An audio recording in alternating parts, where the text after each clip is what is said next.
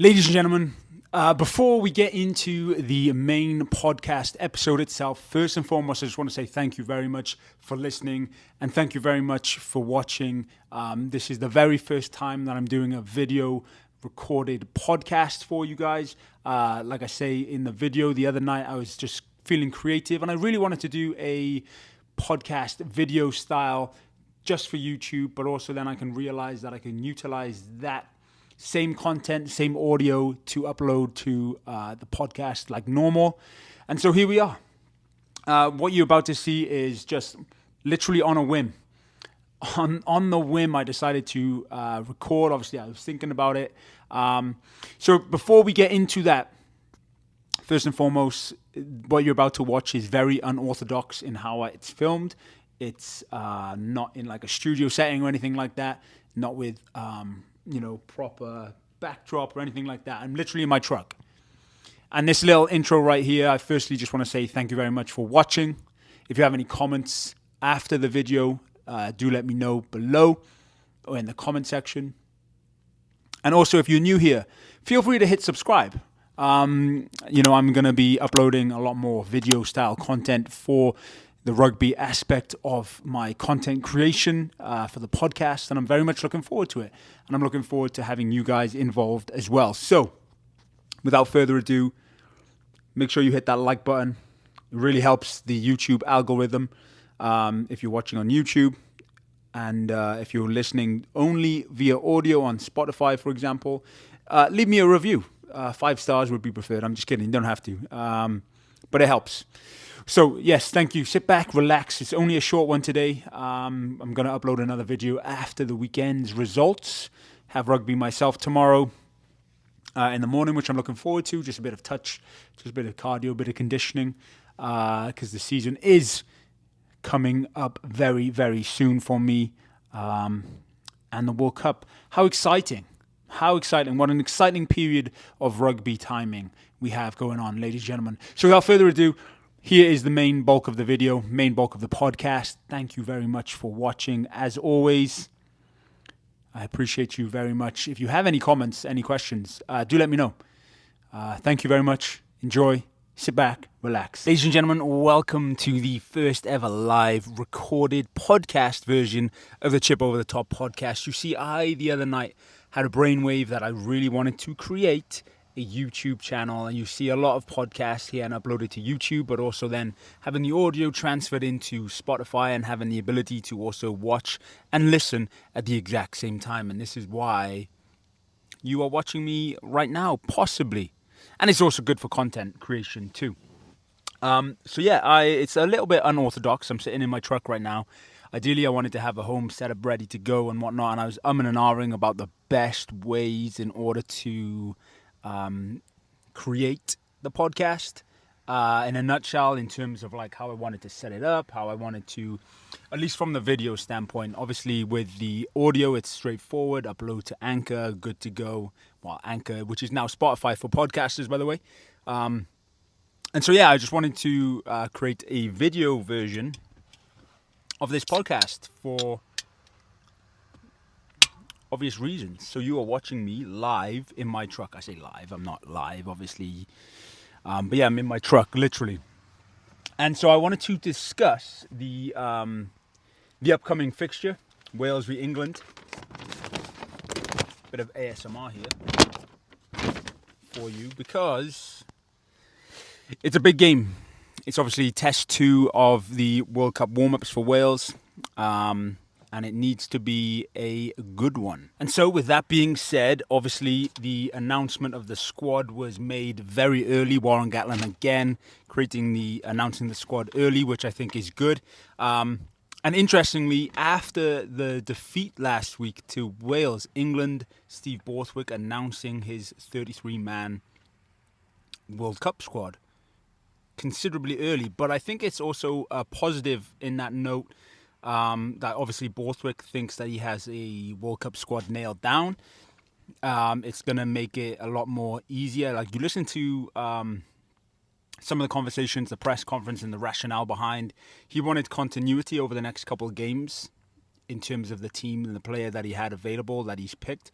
And obviously Warren Gatland is still on the fence, which is why he's waiting to the very last minute. And I think that's a good thing because you want to come through, you want to make sure there's no injuries, for example. You want to make sure players are fit, make sure that the partnerships that we're working on in the actual games are actually working, right, to the benefit of the squad. And we're seeing that. Warren Gatland has completely overhauled the team. He's gone with 15 new players, which I think is good. Kept some of the players on the bench the same, and giving other people another opportunity to go. So the squad, starting with the forwards, Gareth Thomas, Dewi Lake as captain, which I'm excited for. I really rate Dewi Lake, and I'm surprised that he didn't feature more heavily in the Six Nations, but there we go. Thomas Francis, an old stalwart on tight head. Rhys Davis coming through, Adam Beard, Dan Lydiate, Tommy Reffell, and Tane Plumtree making up the back rows. For the backs then, Thomas Williams, Owen Williams partnerships there. Tom Rogers, new cap. Oh, not new cap, but new to this fold. Nick Tompkins, a very good inside centre. Joe Roberts making his debut. Josh Adams and Liam Williams. So it's a very balanced side of experience, but also youth. And I like it. On the bench, Sam Parry, Kemsley Matthias, Dylan Lewis, Chris Chizunza, Tane Basham, Kieran Hardy, Dan Bigger, and Kieran Williams. So a couple players here looking to make a mark on the squad and get a seat on the plane, right? Obviously, out of those, how many are nailed on? Probably Dewi Lake at this point. Dan Bigger probably in the backs, right? Maybe starting 10. Josh Adams, depending on how he gets on. Adam Beard for sure. Dan Lydiate, Tommy Reffell, Tane Plumtree. So the interesting thing here, right, is that there are two Welsh players in Tane Plumtree and also Chris Chizunza that can both be a back row player and a second row player, which I think is excellent for versatility. Now, is Gatland going to pick both of them, or is he going to pick one of them? And is this why he's testing out Plumtree at 8 and having Chizunza on the bench to kind of pick and choose? I think both should go, to be honest, really. I think that would be the best case scenario there. And then obviously with the English side now, someone asked me, do I think England are going to win this game? And I think England have more to lose on this one, especially after picking the full 33-man squad now. And you look at the squad on the offset, and in my opinion, there's 8 in the entire team, 8 nailed on starters. You can decide yourself which ones you think those are in the comments and whatnot. So we'll run through it. Joe Marler, Jamie George, Will Stewart, Maro Itoje, George Martin, Courtney Laws, Ben Earl, and Binny Vulapola. In the backs, Jack Van Portvliet, Owen Farrell, Elliot Daly, Ollie Lawrence, Joe Marchant, Henry Arundel, and Freddie Stewart. For the replacements, Theo Dan, Ellis Genge, Dan Cole, Johnny Hill, Jack Willis, Ben Youngs, George Ford, and Max Malins. So obviously those 23 are nailed on to go to the World Cup. So now it's a case of, for Borthwick, I suppose, building on those relationships, building on that consistency, and seeing if they can perform. And so in that squad, in the England squad there, you have, in my opinion, 8 nailed-on starters. So on paper, England are more favoured to win this, especially in Twickenham. But not to say Wales can't do it, because they do have experience. Liam Williams, Josh Adams have been there before, Nick Tompkins, Owen Williams has done it before, Thomas Williams. The forwards are very solid here, a mix of youth and balance. And then coming off the bench, we have Dan Bigger and Kieran Williams. I'm excited to see what Kieran Williams can do, because I think he's a very versatile ball carrier. He's also a bowling ball, really. If you look at him when he runs, he's just fire. So yeah, that's the squad, right? That is the squad. I've said it before and I say it again. I think this is England's game to lose. They have to win this. If they don't win this, there's going to be big trouble, I think, because they have South Africa and then maybe Samoa, I think, are the next warm-up games for them. Whereas Wales just have, after this, South Africa on the 19th. So, yeah, that will be a fun one to watch for sure, and I'll be excited to see what team, because there's a couple of players who have yet to play. Gareth Anscombe, for one of them. Obviously, Talipi Faletau is still nursing a calf injury, I believe, or he's over it now. So there's a couple of players, and Johnny Williams, for example, the centre for Scarlets, has yet to make an appearance. Cuthbert in the squad, so you would like to see them in the South Africa game, but we will see on that. So that is the squad.